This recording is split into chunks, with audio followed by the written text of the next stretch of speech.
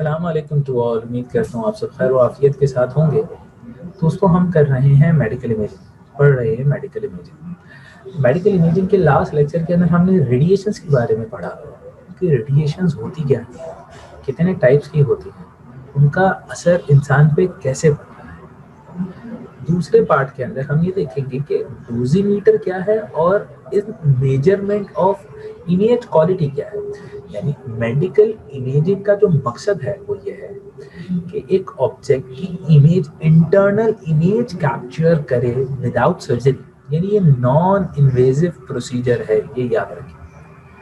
Medical imaging के जितनी equipment हैं, जितनी मोडालिटीज हैं, वो सारे के सारे नॉन इन्वेजिव बेस्ड हैं। यानी सब्जेक्ट के अंदर कुछ इंजेक्ट नहीं करना पड़ेगा, सब्जेक्ट को काटना नहीं पड़ेगा, सर्जरी नहीं करनी पड़ेगी। अब इस पार्ट के अंदर हम फंडामेंटल ऑफ डोजीमीटर की बात कर रहे हैं कि डोजीमीटर है क्या और मेजरमेंट ऑफ इमेज क्वालिटी क्या है। देखिए, रेडिएशंस बॉडी के अंदर पेनिट्रेट होती हैं, तो हमने एक स्टैंडर्ड सेट किया, वो है range in water and range in compact bone. यानी रेडिएशन जो एब्जॉर्ब होंगी उसकी पेनिट्रेशन कितनी होंगी पानी के अंदर और एक कॉम्पैक्ट बोन में। अगर हम 10 इलेक्ट्रॉन केईवी की एनर्जी पास करते हैं तो पानी के अंदर उसकी पेनिट्रेशन है 2.52 माइक्रोमीटर और बोन के अंदर उसकी रेंज है 1.49 माइक्रोमीटर। 20 की, 50 की, 80 की, 1000 की जो पानी के अंदर पेनिट्रेशन है ना दोस्तों, रेंज इन वाटर, वो ये है। और कॉम्पैक्ट बोन के अंदर उसकी रेडिएशन रेंज ये है। ठीक है।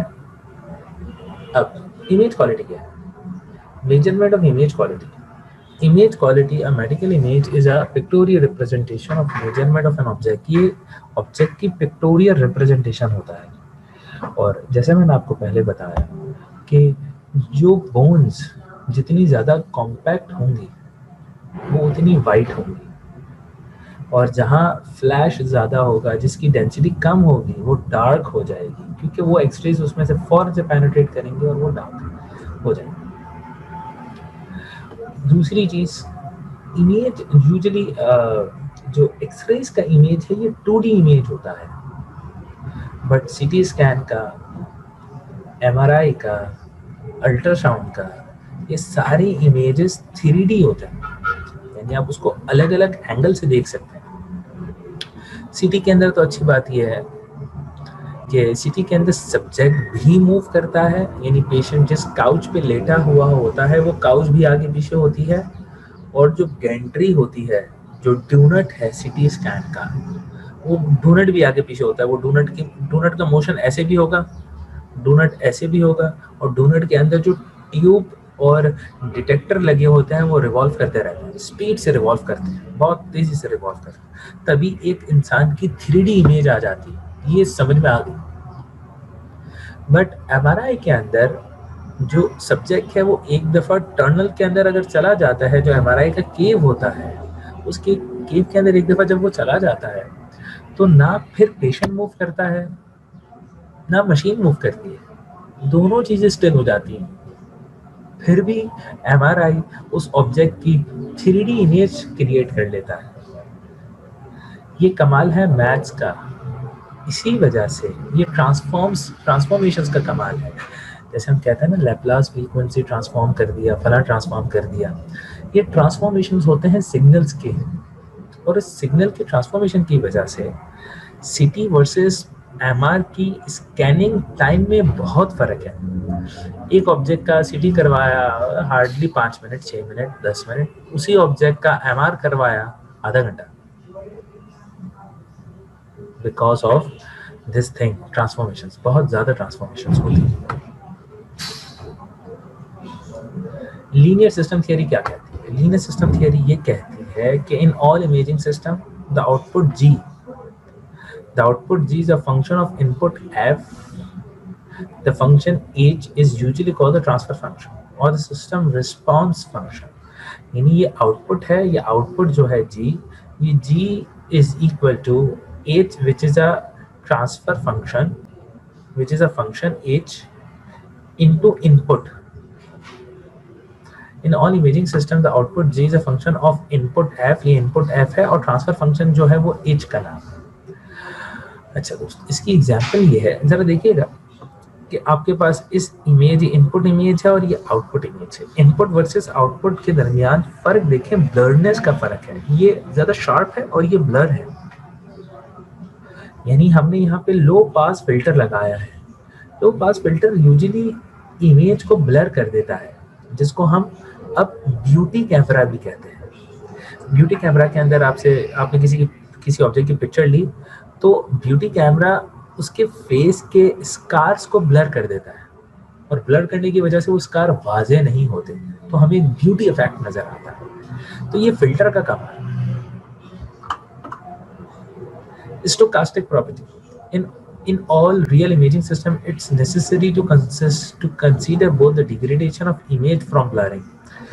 ये कॉमन प्रॉब्लम है मेडिकल इमेजिंग के अंदर कि मेडिकल इमेजिंग के अंदर ब्लरनेस आती है। देखिए ना जरा, ब्लरनेस का मतलब ये हुआ कि आप हैंडसेट से किसी की इमेज ले रहे हैं, आपका हाथ हिलने लगा क्योंकि आप बस में, आप गाड़ी में, तो गाड़ी हिल रही है तो आपका हाथ हिल रहा है और सामने जो ऑब्जेक्ट जिसकी आप पिक्चर ले रहे हैं वो भी हिल रहा है। तो इस हिलने की वजह से रेजोनेंस है और इस रेजोनेंस की वजह से ब्लरनेस है। ये ब्लरनेस बड़ी कॉमन प्रॉब्लम है।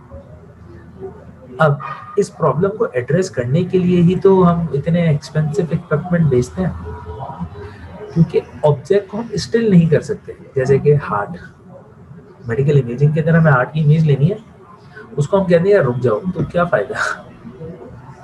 एनजीओ करनी है तो ओपन हार्ट सर्जरी या एनजीओ करने के लिए हार्ट तो पंप करेगा, तो पंप करते वक्त उसकी इमेज लें और उसकी इमेज ब्लर भी ना हो, और हार्ट पंप कर रहा है अलग और आपका जो कैमरा है वो भी मूव करता है। यानी जहां जहां आप स्टंट रखते हैं वहां पे कैमरा जाता है और हार्ट को भी वो हार्ट की भी इमेज डेवलप कर रहा है, तो इसमें ब्लर नहीं होना चाहिए। मेडिकल इमेजिंग के अंदर जब ये सर्जिकल प्रोसीजर्स होने लगे, यानी आप स्टंट अब रख रहे हैं, यानी ये तो सर्जिकल प्रोसीजर हो गया, ये एंजियोप्लास्टी हो रही है, तो इस एंजियोप्लास्टी के अंदर हम इतने महंगे प्रोसीजर्स करवाते क्यों हैं, हम इन डॉक्टर की फीस देते क्यों है? क्योंकि यहाँ पे रिस्क के चांसेस कम है। डॉक्टर ये नहीं कह सकते यार सॉरी यार वो बस मैं गलती हो गई, यार ये रीजन एक्सेप्टेबल नहीं है। आप सर्जन हैं, आप इतने सीनियर आदमी हैं, आपसे गलती के चांसेस बहुत कम होने चाहिए। अगर कोई डॉक्टर जिसकी गलती ज़्यादा है, जिसके क्या कहते हैं रिजेक्शन के चांसेस ज़्यादा है, डेथ ज़्यादा है उसके हाथ से, खुदा न खास्ता लोग ज़्यादा मर रहे हैं, सर्जिकल फेलियर रेट उसका ज़्यादा है इन शॉर्ट, तो उसकी क्रेडिबिलिटी का शक है कि वो डॉक्टर ठीक है भी कि नहीं। तो जो डिग्रेडेशन ब्लरिंग एक इमेज की प्रॉब्लम है उसको हम एड्रेस करते हैं, उसके लिए अलग अलग प्रोसीजर्स है।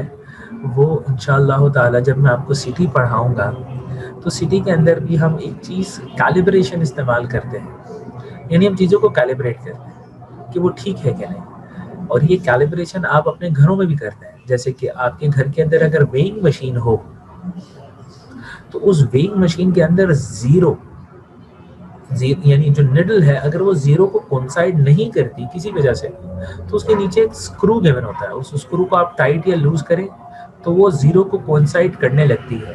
तो in other word you did calibration of that weighing machine. Similarly in capital equipment पे जिनका रेडिएशन का डोज बहुत ज़्यादा होता है, उन पे सब्जेक्ट को लाने से पहले उनकी कैलिब्रेशंस की जाती है। ऐसा ना हो कि आप सब्जेक्ट को मशीन पे ले आए और फिर कहा कि यार मशीन तो कैलिब्रेट ही नहीं थी, मशीन ने तो एरर दे दिया, बीच में ही मशीन रुक गई या मशीन ठीक तरीके से इमेज नहीं ले रही, तो ये प्रॉब्लम उसमें ना हो। कहा जाता है कि रेडिएशन खतरनाक क्यों है, क्योंकि वो नजर नहीं आती। अगर कोई डॉक्टर किसी का ब्लड सैंपल ले रहा है तो ब्लड सैंपल लेते वक्त सब्जेक्ट को पता चलता है कि उसका सैंपल उसने ड्रॉ किया। अगर जो साहब जो ड्रॉ कर रहे हैं उनसे गलती हो गई और वो दूसरी दफा करें तो जो उसके पेशेंट के रिलेटिव होते हैं वो उनको कहते हैं कि ये आप क्या कर रहे हैं, आप मतलब ये रियल सब्जेक्ट है, ये एक्सपेरिमेंटल पर्पस के लिए डमी तो नहीं है। आप बार बार क्यों पंचर कर रहे हैं? हाँ, ये कब कहते हैं? जब वो दूसरी दफा करता है और नजर आता है। मगर रेडिएशन अगर वो दूसरी दफा करेगा भी ना तो नजर नहीं आएगी। तो इसलिए रेडिएशन से ज्यादा डरना चाहिए। खुदा ना खास्ता कभी ऐसी सिचुएशन के अंदर आप आए कि आपने सब्जेक्ट का सिटी करवाया और सिटी करवाने के बाद डॉक्टर आपके पास आए, रेडियोलॉजिस्ट आपके पास आए और कहे कि यार गलती हो गई थी, दूसरी दफे सिटी करना पड़ेगा। तो चूंकि आप उस टाइम पे मजबूर होते हैं तभी आप सिटी करवा रहे हैं, मगर आप उसको कहें जरूर कि यार इससे अल्टीमेटली पेशेंट का रेडिएशन डोज बढ़ जाता है। ना सिर्फ पेशेंट का रेडिएशन डोज बढ़ता है, बट पेशेंट के साथ जो उसका अटेंडेंट उस कमरे में होता है उसका भी रेडिएशन डोज बढ़ जाता है, और ये बहुत नुकसानदेह है, बहुत ज्यादा नुकसानदेह है। एक्सरेज के मुकाबले एनजीओ का रेडिएशन ज्यादा होती है। ज्यादा एनजीओ, अगर आप एनजीओ करवाएं तो एनजीओ करवाने का मतलब ये हुआ कि पूरे साल में आपको रेडिएशंस मिलती रहती हैं, कुदरत भी देती है, जिसको हम कहते हैं टेरेस्ट्रियल रेडिएशंस। ये टेरेस्ट्रियल रेडिएशंस रास्ते पे चलते वक्त भी आपको मिलती हैं। जिन लोगों की ट्रैवलिंग बहुत ज़्यादा होती है वहाँ पे भी होती है, बट ये टेरेस्ट्रियल रेडिएशंस की एक लिमिट होती है कि इससे ज़्यादा पूरे साल में ना हो। सिमिलरली जब हम सिटी या एनजीओ करवाते हैं या सिटी करवाते हैं तो उस सिटी के अंदर भी उसकी रेडिएशंस बहुत ज़्यादा होती है।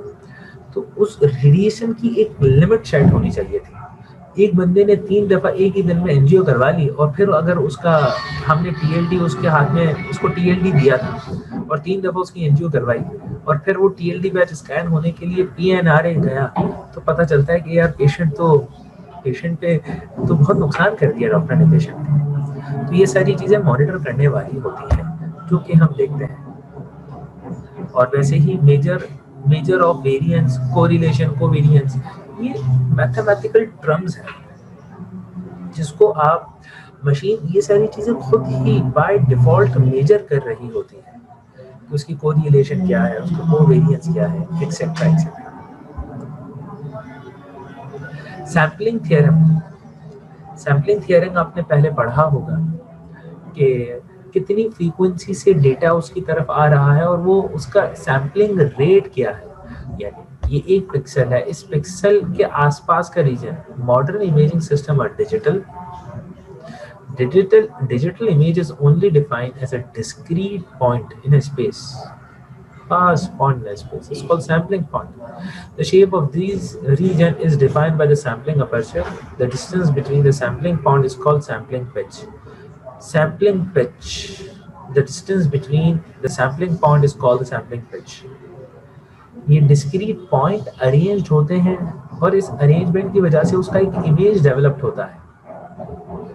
शायद आप लोगों ने जो नॉर्मल सीआरटी टीवीज होते हैं, कैथोड रेज ट्यूब टीवी, वो ट्यूब जिसकी साइज बहुत बड़ी होती है, जिसमें पीछे सीआरटी लगा होता है, उसकी स्क्रीन को अगर आप गौर से देखें तो उसमें बहुत छोटे छोटे छोटे छोटे स्क्वायर्स नजर आते हैं। वो स्क्वायर एक दूसरे से मिलके एक कलर फॉर्म करते हैं, और इस केस के अंदर वो ये चीज है, ये डॉट, सैंपल डॉट और इसके दरमियान का ये square.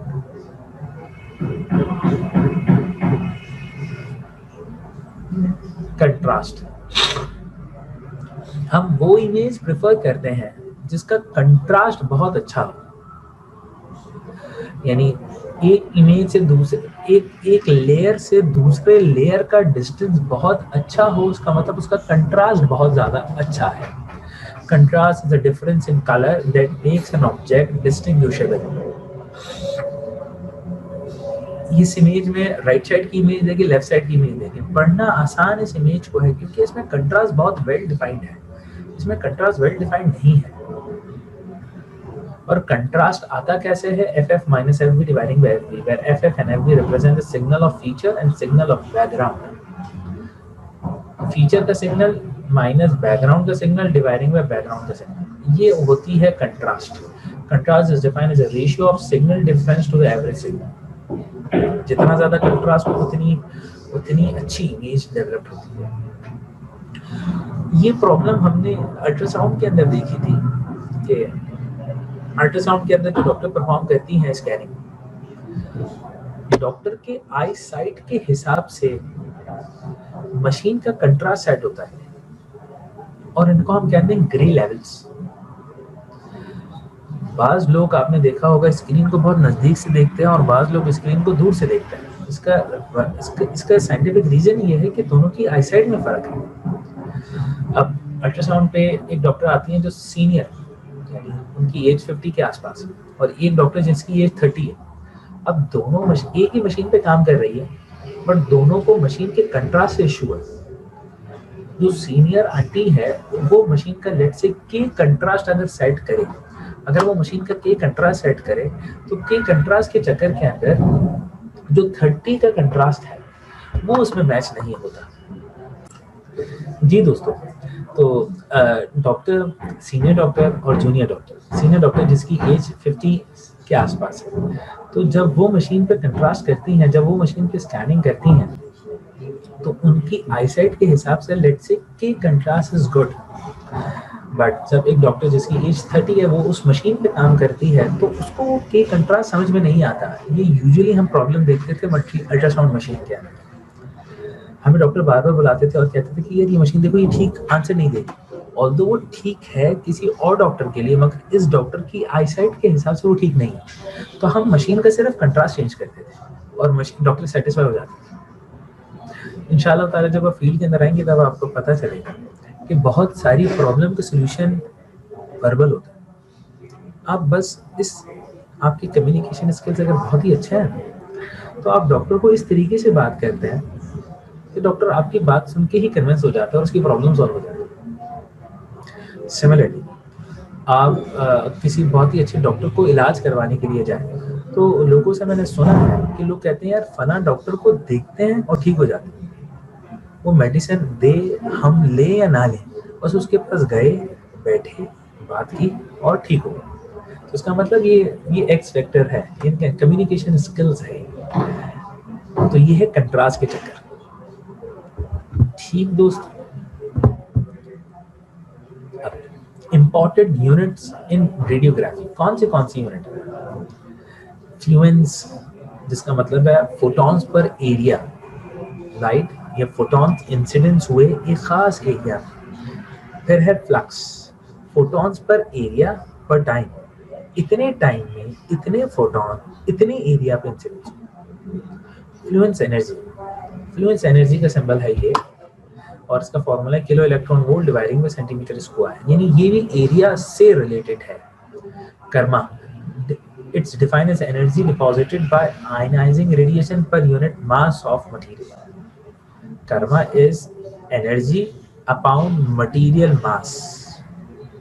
Exposure, the amount of electric energy produced, यानी डेल्टा Q एनर्जी है डिवाइडिंग बाय डेल्टा M मास, यानी C डिवाइडिंग बाय kg। ये यूनिट्स है रेडिएशन को मेजर करने के लिए। Similarly measurement of image quality, image quality देखें, ये जरा देखिएगा कि इस सिग्नल में एक चीज लिखी है, वो है SIGNAL,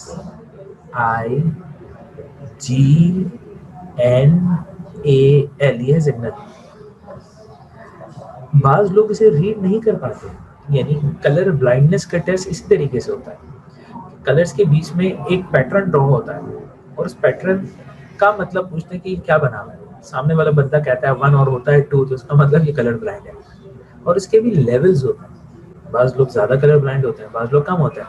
एनईटी यूनिवर्सिटी के अंदर मैंने अपनी ग्रेजुएशन की तो वहाँ पे मेडिकल होता है यूनिवर्सिटी में एडमिशन से पहले।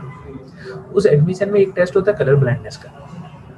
अगर एक स्टूडेंट इंडस्ट्रियल इंजीनियरिंग की तरफ जा रहा है तो उसका कलर ब्लाइंडनेस का टेस्ट बहुत मैटर करता है, क्योंकि इंडस्ट्री के अंदर उसके पास ऐसे प्रोडक्ट आएंगे जिसका कलर कुछ और होगा, और अगर वो कलर ब्लाइंड हुआ तो वो कुछ और देखेगा।